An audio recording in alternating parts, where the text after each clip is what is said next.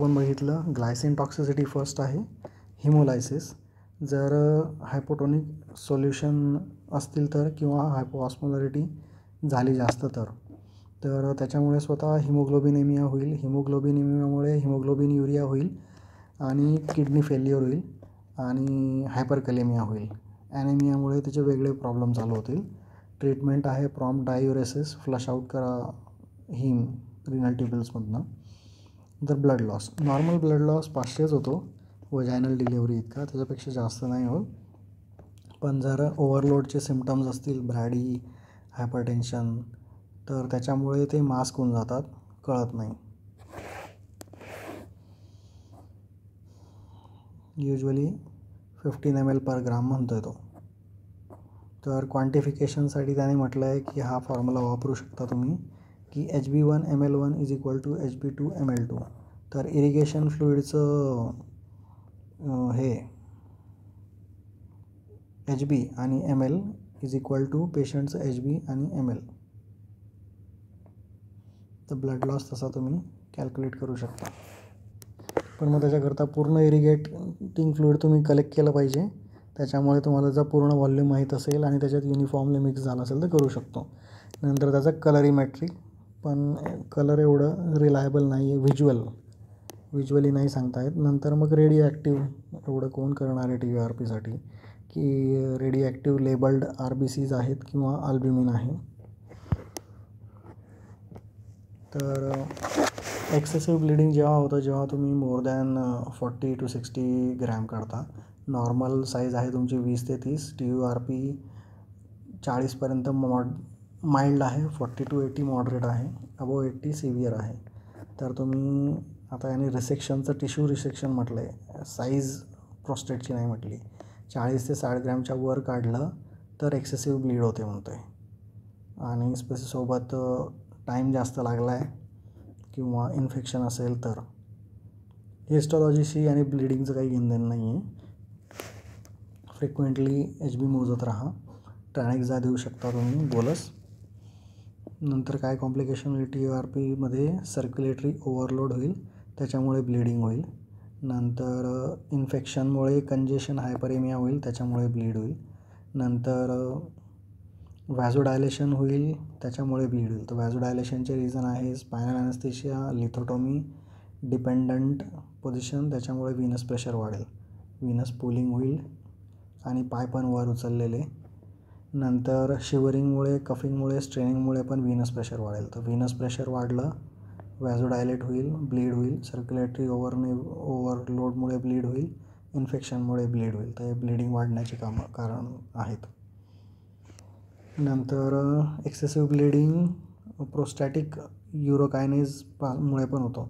Prostate युरोकायनेज liberate करते, त्याच्यामुळे प्लाझ्मिनोजेन activate होतो आणि क्लॉट लूज होतो, फायब्रिनोलायसिस होतं आणि जनरलाइज्ड ओझिंग होतं. प्लाझ्मिनोजेनचं प्लाझ्मिन होतं युरोकायनेजद्वारे, फिब्रिनोलायसिस होतं, जनरलाइज्ड ओझिंग होतं. म्हणून ट्रॅनेक्झा देऊ शकतो, नाही तर मग फायब्रिनोजेन ब्लड, नंतर मग रिप्लेसमेंटचं वर जाईल ते तितकं. अदरवाईज ब्लड लॉस एवढा जास्त होत नाही. परफोरेशन होऊ शकतं, कॉम्प्लिकेशन बघतो आहे आपण, कॉम्प्लिकेशन्स ऑफ TURP. परफोरेशन होईल युरेथ्रल किंवा ब्लॅडरचं, इंट्रापेरिटोनियल किंवा एक्स्ट्रापेरिटोनियल. कॉजेस इन्स्ट्रुमेंटेशन किंवा ओव्हर डिस्टेन्शन, खूप जास्त तुम्ही ओव्हर डिस्टेंड करताय आणि ड्रेन नाही करत आहे तर पेशंट स्पायनलमध्ये असेल तर तो कंप्लेंट करेल, तर कळून जाईल तुम्हाला. किंवा शॉक लाईक पिक्चर होईल, ब्लिडिंग जर झालं तर इंटरनल, आणि तुमचं फ्लुइड परत नाही येणार. तर फ्लुइड परत नाही येणार तेव्हा लगेच तुम्हाला थांबावं लागेल. जर लोकल आणि एक्स्ट्रा पेरिटोनियल म्हणजे पेरिटोनियल कॅव्हिटीच्या आतमध्ये जर हे नाही आहे तर पेरिप्रोस्टॅटिक आहे याचा अर्थ. फक्त युरेथ्रल किंवा लोकलाइज ब्लॅडर टियर आहे तर काही नाही, त्याला कॅथेटर टाकून ठेवा, अँटीबायोटिक द्या, कन्झर्वेटिव्ह ट्रीट करा, होऊन जाईल. एक्सटेन्सिव्ह टियर आहे पेरिटोनियमच्या आत, म्हणजे पेरिटोनियल कॅव्हिटीच्या आतमध्ये ड्रेनेज केलेलं आहे, तर एक्सप्लोर करावं लागेल, रिपेअर करावं लागू शकतं आणि तो जो स्पेस आहे तो पूर्ण ड्रेन करावा लागू शकतो पेरिटोनियमच्या आत गेलं तर. आणि हायपोथर्मिया होऊ शकतो कॉम्प्लिकेशनमध्ये, कारण की रिजनलमध्ये तुमचं रिडिस्ट्रीब्युशन होतं आहे, शिवरिंग बंद होतं आहे. नंतर थर्मोरेग्युलेशन पण म्हाताऱ्यांमध्ये गेलेलं असतं आणि रिजनलमुळे पण थर्मोरेग्युलेशन उडतं आणि तुम्ही कोल्ड इन्फ्युजन देताय, कोल्ड OT आहे, त्याच्यामुळे बॅक्टेरियमिया होऊ शकतो जर युरिनरी ट्रॅक्टमध्ये इन्फेक्शन आहे. तर हे सर्व कॉम्प्लिकेशन आहेत TURPचे. Glycine toxicity, haemolysis, blood loss, circulatory overload, vasodilation, infection, perforation, hyperthermia आणि बॅक्टेरियमिया. नंतर ॲनेस्थेटिक मॅनेजमेंट ऑफ TURP. तर sub arachnoid is the choice. सरळ सट लिहून टाकलं त्याने. फक्त मग होलेप वगैरे वापरलं तर मग तिथे पेशंट ॲनेस्थेटाईज असला तरी काही फरक पडत नाही, कारण की इरिगेशन फ्लुइड लागत नाही, आयसोटोनिक असतं, ॲब्सॉर्ब होत नाही आणि ब्लिडिंग पण कमी होतं. तर त्या सिच्युएशनमध्ये ठीक आहे. पण या TURP सिंड्रोममुळे तुम्हाला हे चांगलं आहे, कारण की तसंही काय युरेथ्रामध्ये तुम्हाला जास्त ॲनेस्थेशिया लागणार नाही. ॲनेस्थेशियाची गरज कमी आहे. पेशंट अवेक असेल, ॲसेस करू शकतो. रिजनलमध्ये फिजिओलॉजिकल जास्त डिस्टर्बन्सेस होत नाही. रेस्पिरेशन GAच्या मानाने अफेक्ट होत नाही. नंतर स्पायनलमध्ये कॅप्सुलर टियर आपल्याला लवकर कळेल, पेशंट कंप्लेंट करेल, शोल्डर पेन होईल जर ब्लॉकवर नसेल तर. T10 पर्यंत असेल, खूप झालं तर 2.53मध्ये काम होऊन जातं. लिथोटोमीमध्ये आणि हेडलोमध्ये इश्यू होतो रेस्पिरेशनचा, टायडल व्हॉल्यूम कमी होतो, रेसिड्युअल कॅपॅसिटी कमी होते, रिगर्जिटेशनचा चान्स वाढतो. ठीक आहे. TURP कधी होऊ शकतं, TURPची संभावना कधी वाढते, तर मल्टिपल आहेत, पण सगळ्यात जास्त महत्त्वाचं आहे की 60 मिनटं म्हणजे 1 तासाच्या आत युजली होत नाही असं म्हणतात. परंतु स्टील जर प्रोस्टेट कॅप्सूल रप्चर झाली आहे, वॉल ऑफ ब्लॅडर रप्चर झाली आहे, फ्लुइड सिक्वेस्टर होऊ शकतं इंट्रापेरिटोनियम किंवा एक्स्ट्रा पेरिटोनियलमध्ये आणि डिलेड तुमचा सिंड्रोम येऊ शकतो. आपण बघितलं 15 मिनटं तर 24 तासापर्यंत येतो. तर मेनली सर्जन एक्सपिरियन्स ठेवा. तो किती ॲग्रेसिव्हली लूप वापरतो आहे त्याच्यावर आहे, ग्लँडची साईज किती आहे, किती टिश्यू काढतो आहे आणि इरिगेशन फ्लुइड किती वापरतो आहे, याच्यावर गोष्टी डिपेंड आहेत की किती ॲब्सॉर्ब होत आहे. मेन त्याचंच फंड आहे.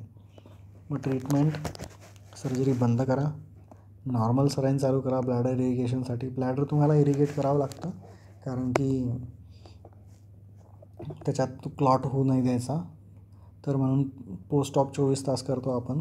तर सर्जरी बंद करा. जे पोस्ट ऑप करणार आहेत तुम्हाला सर्जरी बंद करून लगेच चालू करा. इरिगेशन फ्लुइड वॉर्म असलं पाहिजे. हायपोथर्मियामुळे स्वतःचे प्रॉब्लेम होतील, क्लॉटिंगचे पण, आणि सिम्टम्स पण ॲग्रिवेट होतील. रेस्पिरेशन बघा, सपोर्ट करावं लागतं आहे का. ABC बघा. ब्रॅडी आणि हायपोटेन्शन जर झाला तर ट्रीट करा. ॲड्री, कॅल्शियमचं काय रोल आहे माहीत नाही. अँटीकन्व्हल्जंट जर त्यांच्याने काम नाही झालं तर मॅग्नेशियम. लॅब्स पाठवा.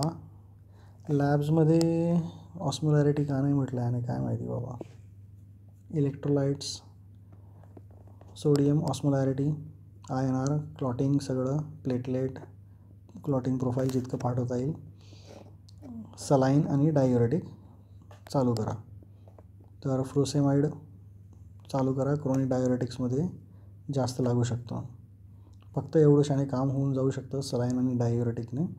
मॅनिटॉल देऊ शकतो, परंतु मॅनिटॉलने हायपर ऑस्मोलॅरिटी होते. चांगलं आहे, हायपो ऑस्मोलॅरिटी होते तर ठीक आहे. फ्रुसेमाइड फर्स्ट लाईन आहे, एवढंशाने काम होऊन जाईल. जर हायपोनेट्रिमियाचे सिम्टम जास्त आहे तर मग हायपरटोनिक सलाईन द्या. सीजर्स किंवा कार्डियक असतील तर. इथे बघितलं आपण पेशंटने सोडियम लॉस नाही केलं आहे, वॉटर गेन केलं आहे, म्हणून हायपरटोनिक सेकंड लाईन आहे. CVP लाईन टाका, आर्ट लाईन टाका. डायुरेसिसमुळे पोटॅशियम तर नाही गेलं. व्हिज्युअलसाठी रिॲश्युअर करा. किती इरिगेशन फ्लुइड ॲब्सॉर्ब झाला असेल तर इझी आहे. प्री ऑफ पोस्ट ऑफचा सोडियम रेशो गुणिले ECF, तर त्याच्यात तुम्हाला कळून जाईल की किती ॲब्सॉर्ब झालं आहे. तर 4 लिटरपर्यंत मिनिमलच आहे म्हणतो आहे तो. मोर ॲक्युरेट टेक्निक आहे की 1% इथेनॉल टाका त्या इरिगेशन फ्लुइडमध्ये आणि मग पेशंट एक्सपायर करेल तर ते तुम्ही मोजू शकता. तर 1 लिटर एका तासात ॲब्सॉर्ब झालं तर फक्त 5 ते 8ने वाढतो, कमी होतो. सोडियम. तर रिस्क 45च्या वर वाढते ग्रॅमच्या. रिस्क मिनिमाइज कशी करायची, तर प्री ऑफ प्रिपरेशन सगळं चांगलं पाहिजे. सर्जरीचं ड्युरेशन आपण बघितलं 1 तासाच्या आत करायचं. 30 ते 90 ॲव्हरेज टाईम आहे. जर 50 मिनटाच्या वर ॲब्सॉर्ब झालं तर कुठे 3 लिटर ॲब्सॉर्ब होतं. अदरवाईज नॉर्मल रेट आपण बघितला 10 ते 30 आहे. 10 ते 30 ॲब्सॉर्ब होतं. तर त्याच्या हिशोबाने 1 तासात 1 लिटरच ॲब्सॉर्ब होतं, एवढा प्रॉब्लेम नाही होत. इथेनॉल वापरू शकतो. हाईट 2 फूट. ब्लॅडर खूप डिस्टंट नाही द्यायचं, ड्रेन करत राहायचं, नाही तर ब्लॅडर फुटून जाईल. सर्जन एक्सपिरियन्स असला पाहिजे. ब्लड प्रेशर फॉल नाही होऊ द्यायचं, नाही तर काय ते व्हीनस प्रेशर कमी होतं. व्हीनस प्रेशर कमी झालं की मग ते हायड्रोस्टॅटिक प्रेशर आपलं हे 2 फुटाचं ते त्याच्यापेक्षा जास्त जाईल. त्याच्यापेक्षा जास्त गेलं की ब्लडमध्ये ॲब्सॉर्ब होईल. नंतर इंट्राप्रोस्टॅटिक व्हॅसोप्रेसिन टाका म्हणतो तो, व्हॅसो कन्स्ट्रिक्शन होईल बाबा रे. आणि मग नवीन टेक्निक वापरू शकतो, कारण की याच्यामध्ये बायपोलर इरेक्टोड आहे. तर त्याला का कंडक्टिव्हिटी नाही, आय डोंट नो. वेपरायझेशन होतं टिश्यूचं आणि वेसल्सचं कोॲग्युलेशन होऊन जातं. तर नीडल ॲब्लेशन आहे, लेझर आहे, बायपोलर आहे, वेपरायझेशन आहे. ही अल्टरनेटिव्ह एनर्जीज वापरतात ते आपण बघितलं आहे, वेपराईज आणि कोॲग्युलेट करायला. तर त्याच्यामुळे ब्लिडिंग कमी होते. ब्लिडिंग कमी झाल्यामुळे ॲब्सॉर्प्शन पण कमी होतं, TURP सिंड्रोम कमी होतो. फक्त स्पेसिमेन मिळत नाही एवढंच आहे. आणि यांच्यामध्ये डायफ्रार्मिन असेल तर नॉर्मल सलाईन पण वापरायची गरज नाही पडत. हायपोटोनिक वापरायची गरज नाही पडत. नॉर्मल सलाईनने तुम्हाला TURP होणार नाही. मग परमनंट पेसमेकरवाल्यासोबत काय करायचं, तर तो म्हणतो की जरी दूर आहे तरी इंटरफिरन्स होण्याचा चान्स असतो, स्पेशली मोनोपोलर कंट्रीमध्ये. प्रॉपरली ग्राउंडेड पाहिजे आणि लोवर साईडला ते ग्राउंडिंग पाहिजे, म्हणजे तितके हार्टपर्यंत नाही जायला पाहिजे, बट तरी स्ट्रे करंट हार्टपर्यंत जातो. आपण युरेथ्रामध्ये आहेत ना, युरेथ्रापासनं मेडियास्टायनमपर्यंत जायला तरी स्टे करंट जातोच. म्हणून ग्राउंडिंग पायाला लावायची, म्हणजे खाली जाईल, बट स्टील ते जातं म्हणतो तो. त्याच्यामुळे पेसमेकर इनिबिट होतो. आणि जो ग्राउंडिंग पॅड आहे टू फ्लो करंट हा राईट अँगलला असला पाहिजे टू द पेसमेकर. कसं राईट अँगल मोजतात माहीत नाही मला. अदर मेजर्स मग तुमचं पूर्ण पेसमेकरचं चॅप्टर, टेम्पररी पेसिंग, जसं की ट्रान्सव्हेनस किंवा क्युटॅनियस किंवा म्हणजेच एक्सटर्नल किंवा डिफिब रेडी पाहिजे. आणि हा मोड चेंज करायचं आणि अँटीटॅकिकार्डिया फंक्शन ते बंद करायचं, फिक्स्ड मोड ठेवायचा आणि तो डिफिबवाला मोड बंद करायचा. हे आपण बघितलं. अँटीकोॲग्युलेशन, नवीन टेक्निक वापरा, लो डोस एस्पिरिन चालू ठेवू शकता.